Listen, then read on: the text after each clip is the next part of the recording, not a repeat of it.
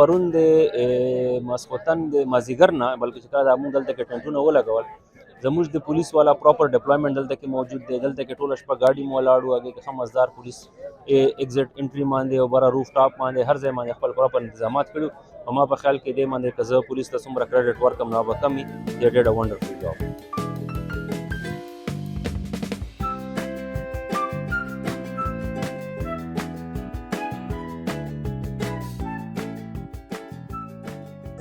मेरा नाम अहमद याह्या है और एजुकेशन मॉनिटरिंग अथॉरिटी से मेरा ताल्लुक़ है।